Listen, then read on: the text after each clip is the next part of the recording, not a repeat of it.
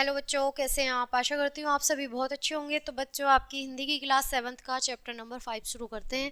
आपके चैप्टर का नाम बच्चों जागरण गीत। ठीक है, ये एक कविता है, बहुत प्यारी सी। चलिए, प्रस्तुत कविता में कवि असावधान और बेखबर पड़े लोगों को सोने के बदले जागने और पतन रास्ते पर चलने के बदले प्रगति पथ पर आगे बढ़ने का संदेश दे रहे हैं। कवि का मानना है कि कल्पना लोक में विचरण करने वाले लोगों ठोस धरती की वास्तविकताओं को जानना चाहिए, उन्हें श्रम में सुख का अभाव करना चाहिए। कभी रास्ते में रुके हुए और घबराए हुए लोगों को साहस देना चाहिए। वह मन की संकीर्णता और बंधन को तोड़कर बूंद से सागर बन जाने की प्रेरणा देता है।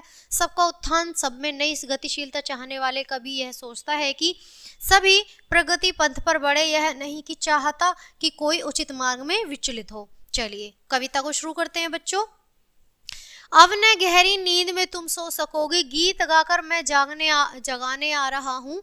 अतल अस्ताचल तुम्हें जाने न दूंगा, अरुण उदयाचल सजाने आ रहा हूँ। तो इसमें कवि कह रहे हैं अब तुम गहरी नींद में मत सोना, नहीं में तुम सो सकोगे, क्योंकि मैं ऐसा गीत गाने आ रहा हूँ कि अतल अस्ताचल तुम्हें जाने न दूंगा, इस तरह से तुम्हें जाने न दूंगा और तुम्हारे मन में ये उदय, मतलब एक जो उदय होता है, सुबह होती है, वो सजाने आ रहा हूँ। कल्पना में आज तक उड़ते रहे तुम, साधना से सिंगड़ मुड़ते रहे तुम, अब तुम्हें आकाश में उड़ने न दूंगा, आज धरती पर बसाने आ रहा हूँ। कि कल्पनाओं का जो तुम्हारा डेरा है उसमें मैं तुम्हें उड़ने नहीं दूंगा और साधनाओं से सिंगड़ मुड़ने नहीं दूंगा, यानी कि जो साधना कर रहे हो उससे मैं तुम्हें मुड़ने नहीं दूंगा, अब तुम्हें आकाश में उड़ने भी नहीं दूंगा और धरती पर तुम्हें यहीं बसाने आ रहा हूँ। सुख नहीं यह नींद में सपने सजोना, मतलब सुख नींद का मतलब तुम नींद ले रहे हो तो उसमें कोई सुख नहीं है।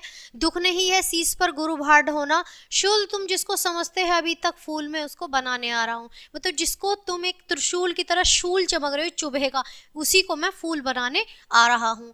देख कर मझधार को घबराना नहीं, मतलब अगर तुम बीच में फंस जाओ तो घबराना नहीं। हाथ ले पतवार को घबरा जाना, मतलब मैं हाथ दूंगा तुम्हें पतवार की तरह, मैं किनारे पर तुम्हें थकने न दूंगा, पार में तुमको लगाने आ रहा हूँ। तोड़ दो मन में कसी वह श्रृंखलाएं, तोड़ दो मन में बसी संकीर्णताएं, बिंदु बनकर मैं तुम्हें ढलने न दूंगा, सिंधु बन तुम्हें उठाने आ रहा हूँ।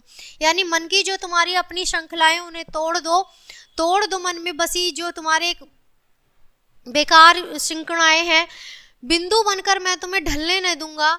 ठीक है, सिंधु बनकर तुम्हें उठाने आ रहा हूँ ऊपर।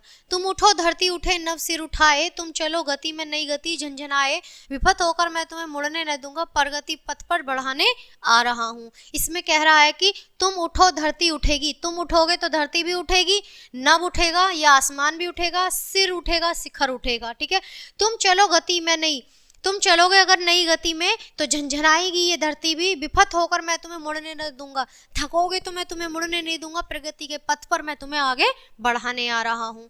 तो बच्चों, ये जो कविता है इनका जीवन परिचय पढ़ लेते हैं जिन्होंने ये लिखी है। हिंदी काव्य जगत के अमूल्य निधि के रूप में अपनी पहचान बनाने वाले प्रसिद्ध कवि सोहनलाल द्विवेदी जी का जन्म 22 फरवरी 1906 को कानपुर के पास विंदकी नामक स्थान पर हुआ था।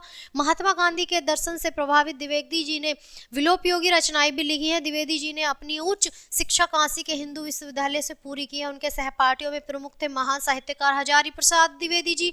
सोहनलाल द्विवेदी जी की प्रमुख रचनाएं हैं शिशु भारती, बच्चे के बापू, बिगुल बांसुरी और झरना दूध बिताशा आदि। 1 मार्च 1988 को राष्ट्र कवि सोहनलाल द्विवेदी जी हमेशा के लिए अपनी कलम को विराम देकर चिर निद्रा में लीन हो गए, यानी वो हमेशा के लिए सो गए। ठीक है, हमको छोड़कर चले गए। तो बच्चों, इसी तरह ये जो कविता है बहुत प्यारी है, बहुत अच्छी है, कि मन में एक विश्वास जगे, एक मोटिवेशन वाली जो होती है वो है ये हमारी कविता। चलिए बच्चों, तो पाठ को खत्म करते हैं, मिलते हैं आपसे अगले पाठ में, तब तक के लिए बाय, थैंक्स फॉर वॉचिंग।